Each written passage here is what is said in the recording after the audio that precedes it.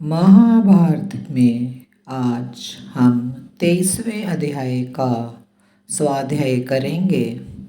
22वें अध्याय में हमने देखा कि धृतराष्ट्र ने पांडवों को वारणावत में भेज दिया और अब पांडव वारणावत में लाक्षागृह में निवास करते हैं और कैसे लाक्षागृह को आग लग जाती है और पांडव कैसे सुरंग से बचकर निकलते हैं, इस पर आज हम प्रकाश डालेंगे और जानेंगे। तो क्या होता है कि पांडवों के आगमन का समाचार सुनकर वारणावत नगर से वहाँ के सभी नागरिक अत्यंत प्रसन्न हो आलस्य छोड़कर शास्त्र विधि के अनुसार सब प्रकार की मांगलिक वस्तुओं की भेंट लेकर सहस्त्रों की संख्या में नाना प्रकार की सवारियों द्वारा उनके स्वागत के लिए आए। जैसे ही वारणावत में पता चला कि पांडव आ गए हैं तो उनका समाचार सुनकर तो लोग अपने अपने इच्छा के अनुसार मांगलिक वस्त्रों की भेंट ले लेकर सहस्त्रों की संख्या में वहाँ उनके स्वागत के लिए आने शुरू हो गए। नगर निवासी मनुष्यों द्वारा पूजित एवं सम्मानित हो पांडव लोग पुरोचन को आगे करके डेरे पर गए। वहाँ पुरोचन ने उनके लिए खाने पीने की उत्तम वस्तुएं, सुंदर शैयाएं और श्रेष्ठ आसन प्रस्तुत किए। उस भवन में पुरोचन द्वारा उनका बड़ा सत्कार हुआ। वे बहुमूल्य सामग्रियों का उपभोग करते थे और बहुत से नगर निवासी उनकी सेवा में उपस्थित रहते थे। इस प्रकार वे अत्यंत आनंद से वहाँ रहने लगे। 10 दिन तक वहाँ रहने के पश्चात पुरोचन ने पांडवों से उस नूतन ग्रह के संबंध में चर्चा की, जो कहने को तो शिव भवन था परंतु वास्तव में अशिव अमंगलकारी था। पुरोचन के कहने से पुरुष सिंह पांडव अपनी सभी सामग्रियों और सेवकों के साथ उस नए भवन में गए मानो यक्षगण कैलाश पर्वत पर जा रहे हों। उस भवन को अच्छी प्रकार देखकर समस्त धर्मात्माओं में श्रेष्ठ युधिष्ठिर ने भीमसेन से कहा, भाई ये गृह तो आग भड़काने वाली वस्तुओं से बना जान पड़ता है। शत्रु संतापक भीमसेन, मुझे इस घर की दीवारों से घी और लाख मिली हुई चर्बी की गंध आ रही है।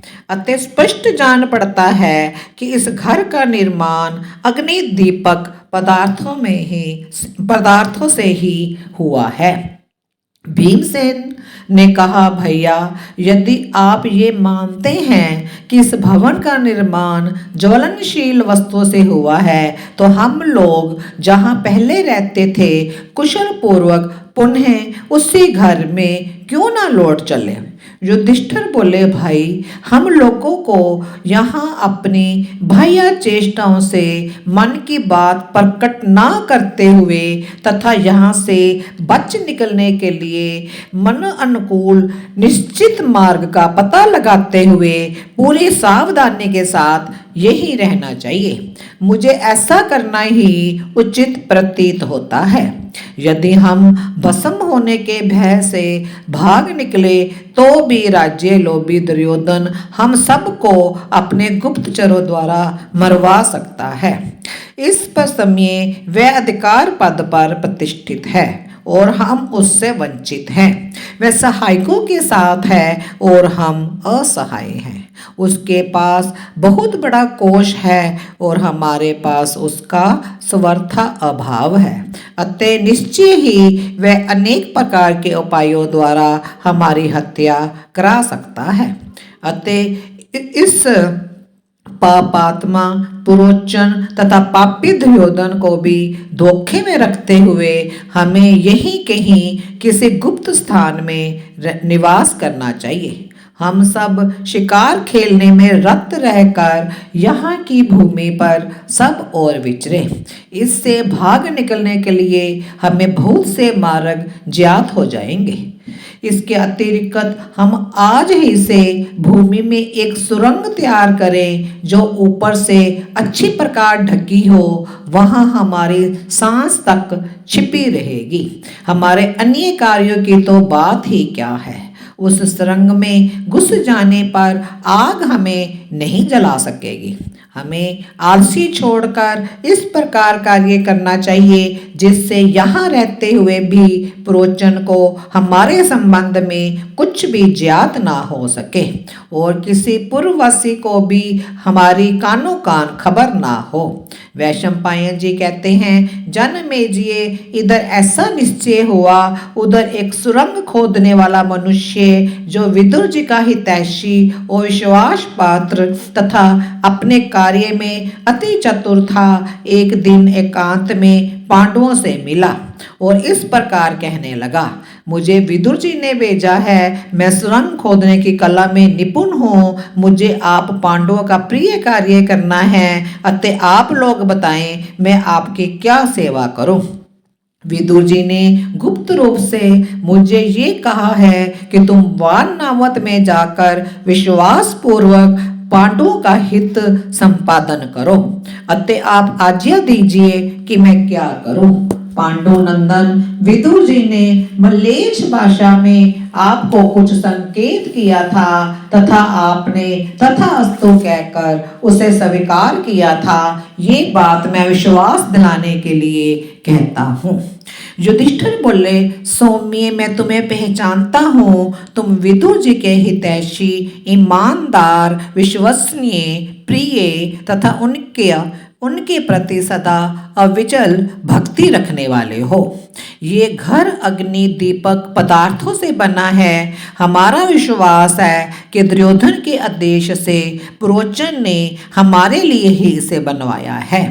तुम प्रयत्न करके हम लोगों को इस आग से बचा लो, अन्यथा हम लोगों के यहाँ दग्ध हो जाने पर दुर्योधन का मनोरथ सफल हो जाएगा।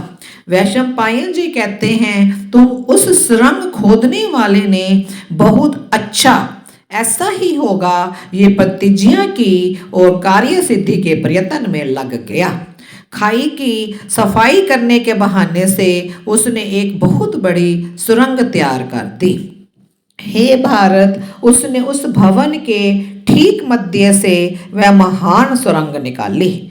उसके मुहाने पर किवाड़ लगे थे। वह भूमि के समान स्तर पर ही बनी थी अतः किसी को भी ज्ञात नहीं होती थी। प्रोचन के भय से उस सुरंग खोदने वाले ने उसके मुख को बंद कर दिया था, क्योंकि दुष्ट बुद्धि प्रोचन सदा भवन के द्वार पर ही निवास करता था तथा पांडवगण भी रात्रि के समय शस्त्र संभाले अति सावधानी के साथ उस द्वार पर ही रहा करते थे। अतः प्रोचन को आग लगाने का अवसर नहीं मिलता था। वे दिन में शिकार के बहाने एक वन से दूसरे वन में घूमते रहते थे। पांडव भीतर से तो विश्वास ना करने के कारण सदा चौकन्ने रहते थे, परंतु ऊपर से प्रोचन को ठगने के लिए विश्वस्त की भांति व्यवहार करते थे। राजन, वे असंतुष्ट होते हुए भी संतुष्ट की भांति निवास करते एवं अत्यंत विस्मय युक्त से रहते थे। हे जनमेजय, पांडवों को 1 वर्ष से वहां प्रसन्नचित हो विश्वस्त की भांति रहते हुए देख प्रोचन अति हर्षित हुआ। उसके इस प्रकार प्रसन्न होने पर धर्म के ज्ञाता कुंती नंदन युधिष्ठिर ने भीमसेन, अर्जुन, नकुल और सहदेव से इस प्रकार कहा, पापी प्रोचन हम लोगों को पूर्ण विश्वस्त समझ रहा है। इस निर्दयी को अब तक हम लोगों ने धोखा दिया है। अब मेरे विचार में हमारे भाग निकलने का उपयुक्त अवसर आ गया है। आज हम इतना ही रखेंगे। इसका शेष भाग हम अगली कक्षा में देखेंगे कि किस तरह उसने विरोचन को अपने विश्वास में ले लिया। जो दुर्योधन ने बड़े कपटपूर्ण तरीके से विरोचन को वहाँ भेजा है कि किस तरह इस लाक्षागृह को धा करना है। लेकिन 1 वर्ष पूरा हो गया है उसमें रहते हुए, और पांडवों ने सुरंग भी अपनी तैयार करवा ली है निकलने के लिए। अब हम अगली कक्षा में देखेंगे कि किस तरह लाक्षागृह को आग लगती है और किस तरह वो बचकर निकल जाते हैं पांडव। आज इतना ही। ओम शांति।